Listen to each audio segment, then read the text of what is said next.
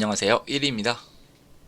시공능력 순위 16위인 태형건설이 워크아웃을 신청을 하였는데요. 이 태형건설을 시작으로 134조 원에 육박하는 대출이 투입된 부동산 프로젝트 파이낸싱 사업장에 대한 구조조정이 본격화될 전망입니다. 최근 뉴스에서 부동산 PF 만기가 다수 돌아오는 2024년이 가장 큰 고비가 될 것으로 보고 있습니다. 이 보시는 바와 같이 태형건설이 지난주 이 워크아웃 관련한 입장문과 전자공시를 통해서 이 내용을 밝혔는데요. 요약해서 말씀을 드리도록 하겠습니다.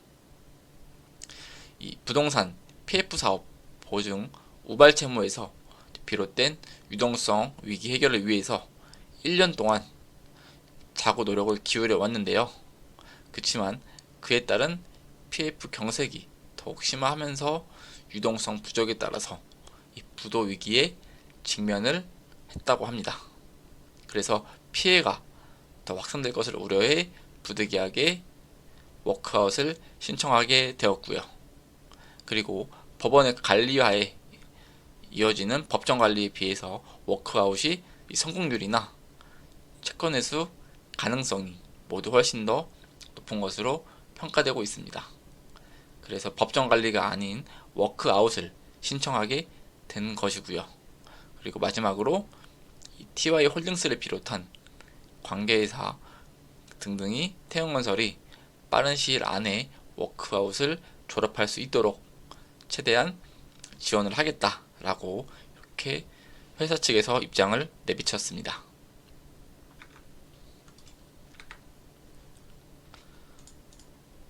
이 태형건설의 재무 건전성은 이전부터 계속 좋지 않은 것으로 이제 보여지고 있었는데요. 이 태형건설의 이 3분기 말 기준에 부동산 PF 잔액은 약 4조 4,100억 수준이 되겠습니다. 그리고 부채 비율도 지금 어마어마하게 높아 있는 상태인데요. 이 부채 비율은 국내 35위 이내 주요 건설사 중에서 가장 높은 수준이라고 합니다. 그래서 이 부채 비율은 별도 기준의 재무제표를 기준으로 산정이 되었고요. 이렇게 보시면은 거의 2019년 대비해서 이 PF 보증 규모가 2배에 가까운 규모가 증가한 것을 볼 수가 있겠습니다.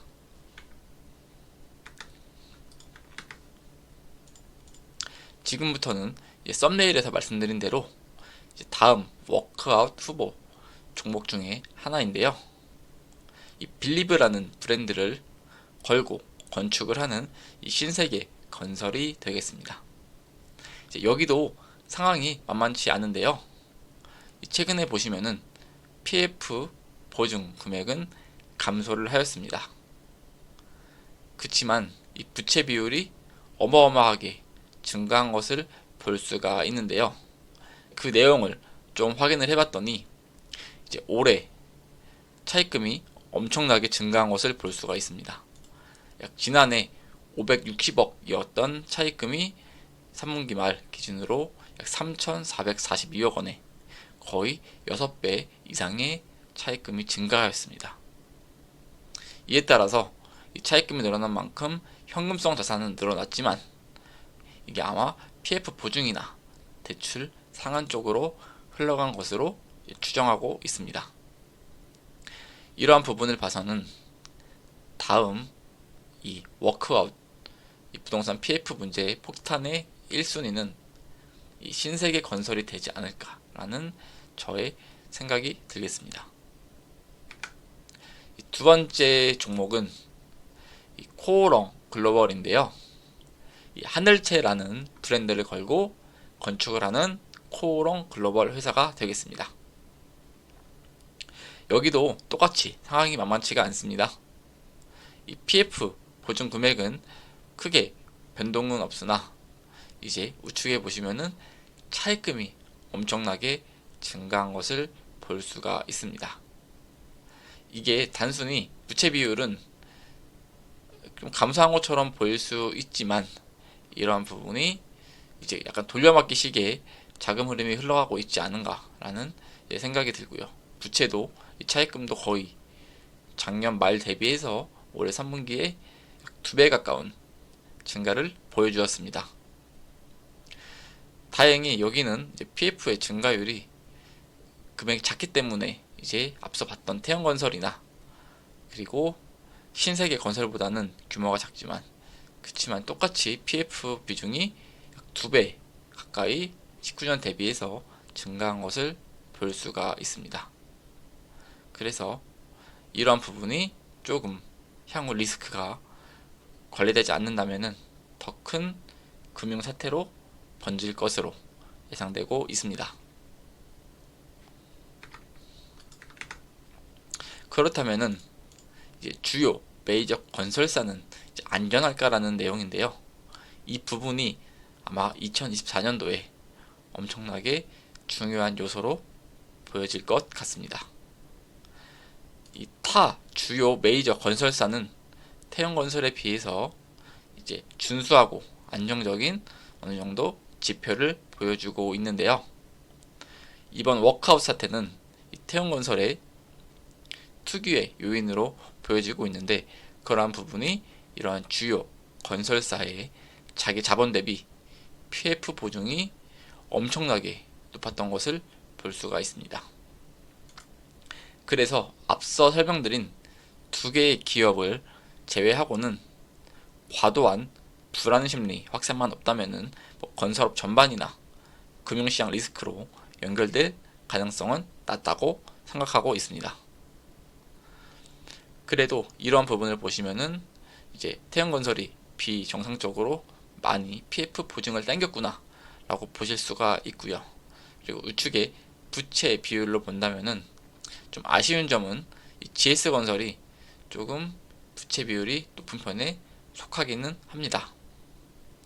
그렇지만 이 PF 보증 비율은 높지 않아서 그나마 시스템상 리스크는 크지 않을 것으로 저는 보고 있습니다. 그렇다면 이번 사태로 이제 정부가 어느 정도 이제 대응안을 조금 내온 상태인데요. 지난 12월 마지막 주에 정부에서 관계부처 합동에 정부의 대응 방안을 내었습니다. 총 3가지 방안인데요. 첫째, 태형건설 정상화 유도입니다. 대주주의 자구 노력, 채권단, 협조 등을 통해서 태형건설의 경영 정상화 방안을 마련을 할 것이고요. 그리고 PF 사업성 평가를 통해서 정상화를 이루어낼 것이다 라고 밝혔습니다. 두 번째는 분양계약자, 협력업체 등 보호인데요. 대주 단협약을 통해서 차질 없는 사업을 진행할 계획이 있고요. 그리고 필요시에 허그가 부양대금 환급 또는 사업장을 인수해서 공사를 진행할 것입니다. 또한 하도급 대금 지급 원활화, 이거는 필요시 보증기관에서 지원을 해주겠다는 건데요. 그리고 금융채무 상한 유예 또는 금리를 감면해 준다고 했습니다. 그래도 아예 면제는 없이 상한 유예나 금리 감면 쪽으로, 그래서 사회적인 정신적 해이를 방지하기 위한 목적으로 보여지고 있습니다. 마지막으로 시장 충격 최소화인데요. 회사채, 그리고 CP 매입, 그리고 P, CBO 등 기존 시장 안정 프로그램을 확대할 계획이고요. 건전성, 역량, 점검 강화, 그리고 충분한 충당금 적립, 그리고 정상사업장 원활한 금융 공급 지원, 마지막으로 종합적인 건설업 지원 대책에 대해서 마련할 예정이라고 밝혔습니다.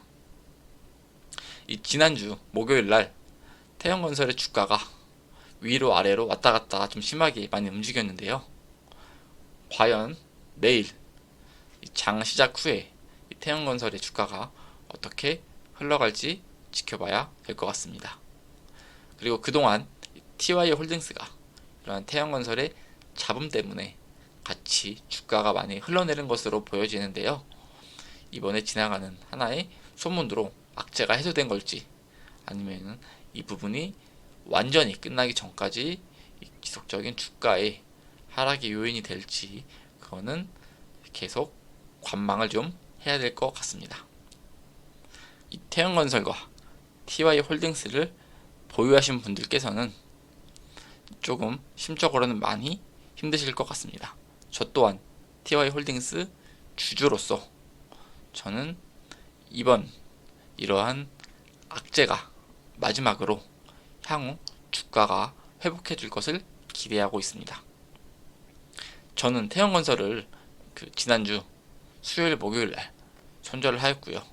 TY홀딩스만 지속적으로 지금 가져갈 목적에 있습니다. 그래서 시청자 여러분들도 TY홀딩스나 태형건설에 주주실 경우 심리적으로 잘 버티시어 또는 힘드신 분은 당연히 그에 맞는 손절이나 그런 것을 하셔야겠지만 저는 이 TY홀딩스를 계속 홀딩할 예정에 있습니다. 부동산 시장이 다사다난했던 2023년이었는데요. 과연 올해 2024년도 부동산 시장에 어떤 악재 그리고 붐이 나올지 그 또한 계속 지켜보도록 하겠습니다.